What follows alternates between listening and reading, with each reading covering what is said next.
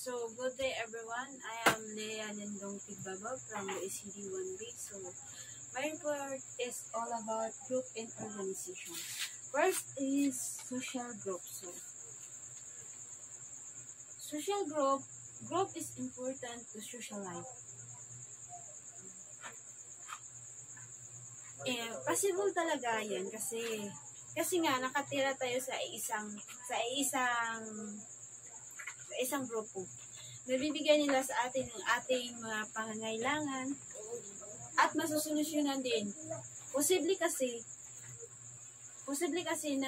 dahil nga nagkasama-sama tayo sa isang lugar o umaasa tayo dahil nakatira tayo malapit sa kanila. Umaasa lang pagyamanin na ang galing sa iba at ang ating grupo. Like, example like, magkaroon tayo ng financial problem. So, dahil dyan, may mahingian tayo ng tulong in case na sa kagipitan. Dahil nga sa social group. Sa group and organization is kung saan makakukuha natin sa iba, kung saan may apat tayo na makukuha sa ibang tao. Sa grupo, may apat tayo na characteristic. So, na kung saan makukuha natin sa ibang tao. First is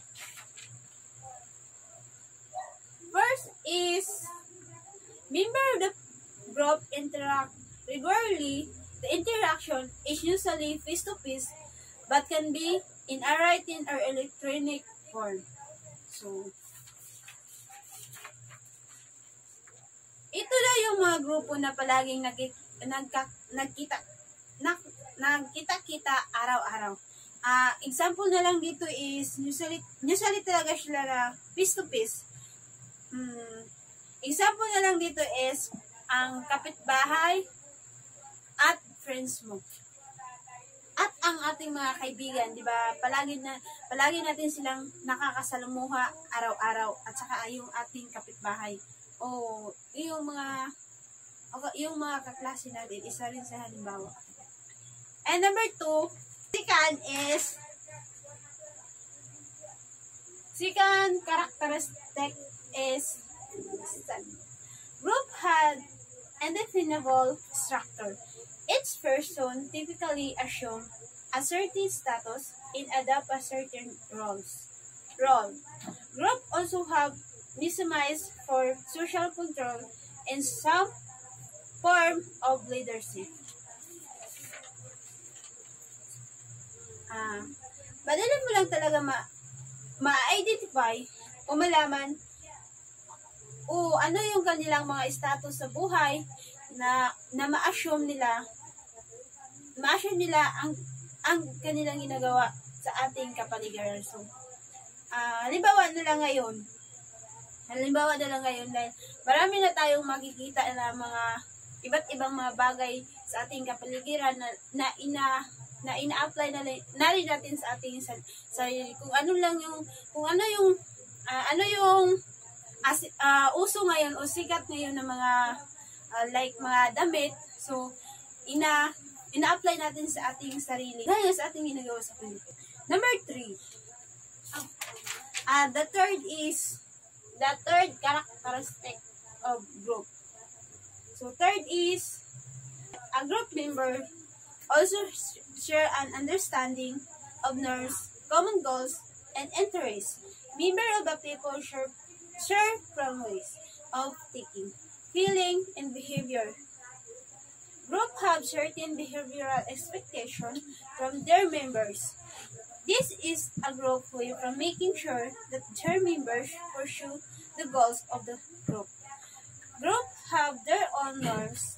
Thus, they have their own definition of proper and into account. So, halimbawa na lang dito sa number 3. Direct na lang sa halimbawa. Halimbawa sa number 3, ang mga membro ay ang mga member sa isang grupo ay nagsishare sila ng kanilang mga attitude, feeling, or norms. O sinishare nila yung kanilang mga behavior or kanilang mga attitude. Dahil dito sa grupo bilang isang leader, mayroon talagang dapat ina-expect mo na low learner and fast learner. So dapat isa-isahin mo sila na magbigay mag-share ng kanilang mag-share ng kanilang mga feelings, dahil para doon mo malalaman kung fast learner ba sila o slow learner. And para masiguro nila na matapos ang kanilang goals o ginagawa sa kanilang grupo. Last characteristic of group. Group provide members with a sense of identified feeling and belongingness. This sense of identify the feeling by belongingness enable the members of the group to different their form of non-members. Sa last part, sa characteristic of group, so ito yung nagpapakita ng dapat sa isang grupo, dapat hindi mo ipapil, halimbawa na lang may kasama kayo sa isang grupo, dapat hindi mo ipapil sa kanya na hindi siya kasali sa inyong grupo. Yung hindi niya mapil na other siya sa inyong grupo, dahil nga iba yung kanyang dahil nga in-expect niya na hindi siya kasali sa inyong grupo. So dapat ikaw na leader, kailangan mong tanungin kung at ipapil sa kanya na nakasali talaga siya sa grupo ninyo. At ang pangatlo naman is group dynamic. So ano nga ba ang group dynamic? Sociologists use term group dynamic to refer to how group affect individuals and how individuals affect group. So, sa group dynamic, ang sociologist daw ay gumagamit ng term na group dynamic na kung saan nakabase doon kung paano maka-epekto doon sa individual, na kung paano naman nakaka-epekto doon sa isang individual, na ito daw yung pattern pag magkakaroon ng social interaction among the members in a group. Pang-apat sa grupo is group size. So, group size, the smallest possible group, is a dyad or a two-person group. Sa group size daw, ito ay tumutukoy sa bilang ng mga membro sa isang grupo. Ito ay bilang ng mga individual na grupo. Ang laki ng grupo o maaaring ito magkakaiba-iba. Depende na lang sa layunin ng isang grupo. May iba't ibang kategorya ang small group size. Number one is small group. Number two is medium group. And number three is large group. So, ang number one is small group. So, ito yung nagpapakita na ilan lang yung mga individual sa grupo. Maaaring 3 lang o 5 sila sa isang grupo. Yan yung tinatawag na small group. So, ang medium group naman, ito yung 5 or 10 lang sa ang bilang ng isang grupo. And ang last is large group. Ito yung 12 to 30 groups na individuals na kung saan ay matatawag sila na group. So, ayon kay Geo Samuel E. German, sociologist siya. Yun ay nag-aaral kung ano talaga yung epekto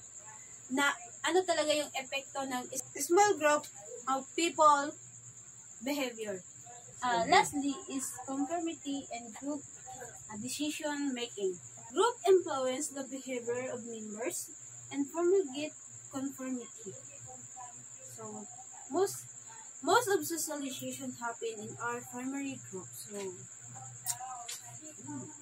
ito naman yung pagkakaroon ng pagkakasunod-sunod sa isang individual sa mga kanilang paniniwala, o pag-uugali, o pamantayan sa isang grupo.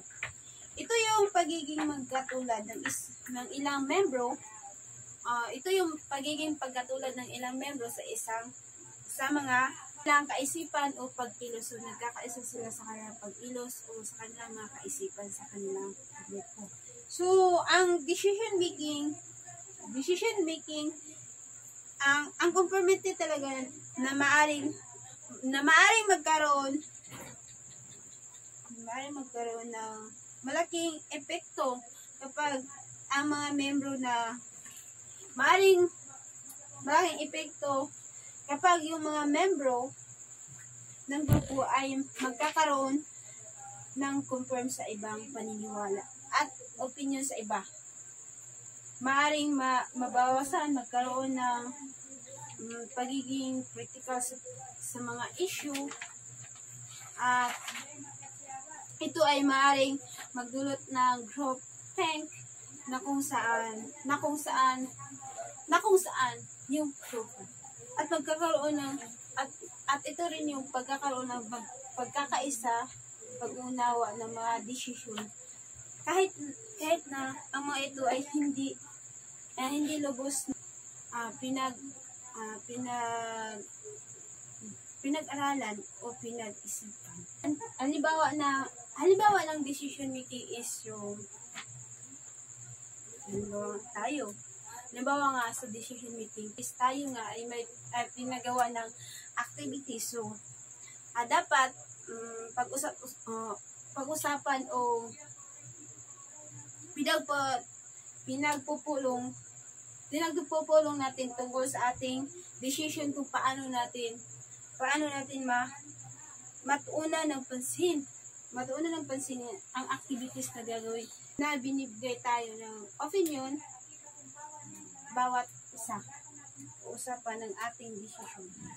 Ito yung nagdudulot ng malawak na perspektiba, pagkakaisa, at pagkakaroon ng malalim na pag-unawa sa mga isang kanilang hinaharap. Yun lang po at maraming salamat.